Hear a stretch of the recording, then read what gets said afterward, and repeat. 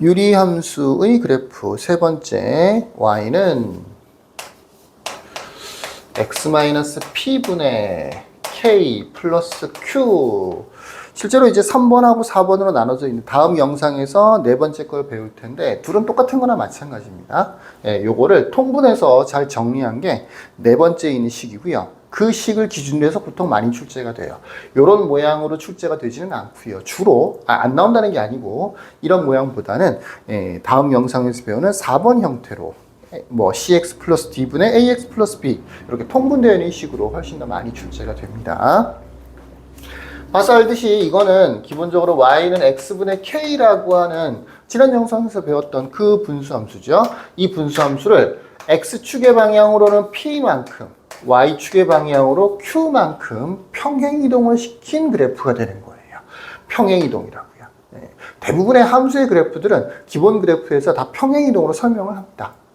x축의 방향으로 p만큼 y축의 방향으로 q만큼 평행 이동을 한 분수함수가 되는 겁니다.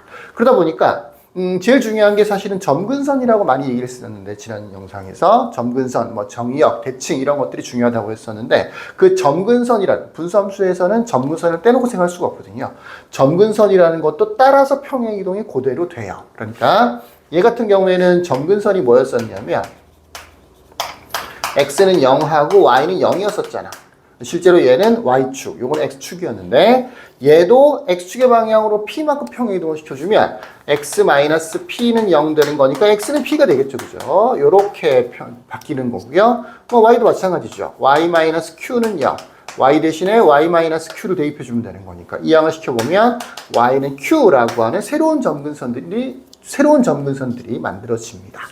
분모에는 x-p에서 p가 되는 거고요. 떨어져 있는 q에서 y는 q가 되는 거예요. 물론 k가 하는 역할은 또 따로 있겠죠. 자, 그래서 정리를 해보면 점근선이 바뀌었다.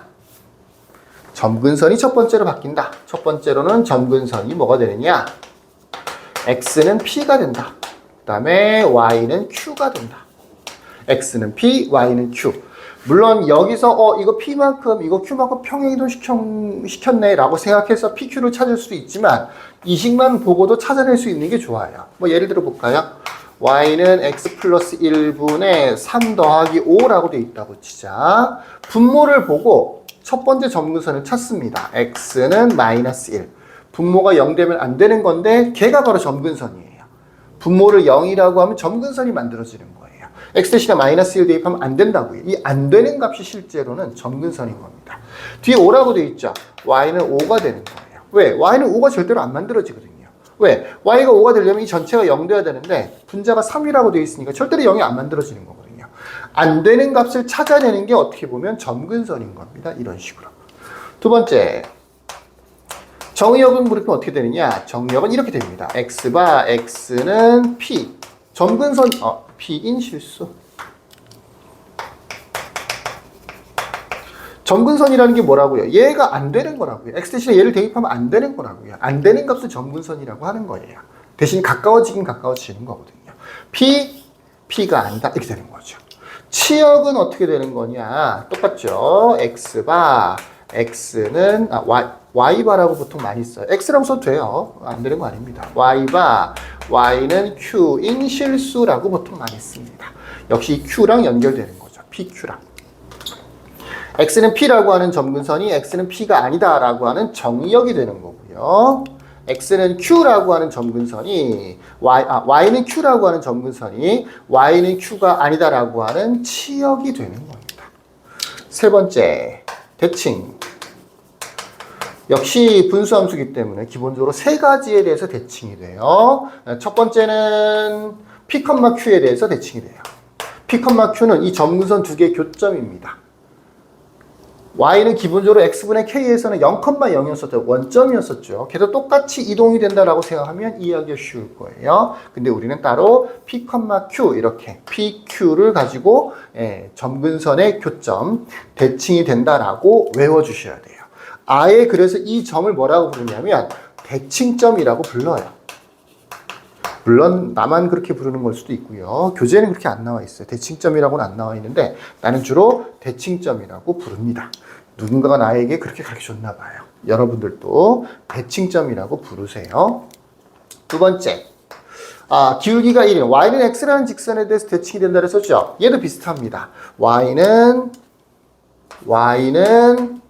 x-p 플러스 q. 괄호는 큰 의미는 없는데 구색을 맞추기 위해서 써줬어요. 기울기가 1이면서 요점 p, q를 지나는 직선인 거예요. 이거를 또 y는 x-p 플러스 q라고 외울 필요가 없고 기울기가 1이면서 p, q 요 대칭점을 지나는 직선에 대해서 대칭이다 라고 알아두시면 되겠습니다. 마지막 세 번째는 거의 비슷한 모양인데 기울기가 마이너스 1이면서 x-p 플러스 q가 되겠습니다. 이 식 자체를 외운다기보다는 얘네들은 기울기가 1인 경우 마이너스 1인 경우 근데 요점, 대칭점, 요점을 지난 정확하게는 점근선의 교점 우리는 대칭점이라고 할 거예요. 대칭점을 지나면서 기울기가 1이거나 마이너스 1인 직선에 대해서 대칭이 된다 라고 외워두시면 좋겠습니다. 그 상태에서 그래프를 그리는 걸 한번 볼까요? 이거 한번 그려볼까요? 자, y는 x 플러스 1분의 3 플러스 5라고 하는 분수함수를 한번 그려볼게요. 분수함수를 그릴 때는 첫 번째로는 역시 점근선을 그립니다. 점근선을 표시해줘요. x축, y축 이렇게 있을 때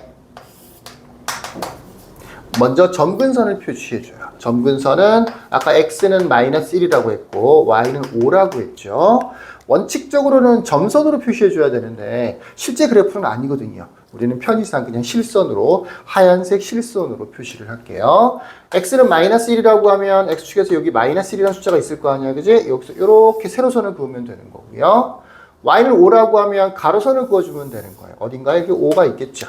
마치 얘를 요점이 실제로는 점근선의 교점이야. 마이너스 1,5. 마치 얘를 원점처럼 생각해서 이 그래프 이쪽 아니면 이쪽에다 그래프를 그려주면 돼요. 근데 얘는 K가 양수이기 때문에 노란색으로 이런 식으로 그래프가 그려지겠죠. 이런 식으로요. Y절편 정도는 표시해 주는 게 좋습니다. X절편까지는 표시하지 않아도 되는데 Y절편은 좀 중요한 의미가 있기 때문에 X가 0을 대입해 주면 얼마가 나와요? 8 나오죠. Y절편 여기가 8이 되는 겁니다. 이렇게 생긴 그래프가 그려지는 거예요.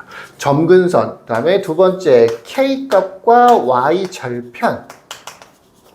실제로는 둘 중에 한 개만 있어도 되는데 우리는 주로 Y절편을 이용해서 많이 그래프를 그리긴 하지만 K값이 있다면 활용하지 않을 필요가 없죠. K값과 Y절편 이 두 가지를 이용해서 적당히 쌍곡선을 이렇게 그려주면 되겠습니다. 그러면 이런 분수함수의 그래프가 그려지는 거예요. 충분히 할만하겠죠? 세 가지 잘 기억하세요. 첫 번째 점근선 구하는 거. 두 번째 정의역, 치역 구하는 거.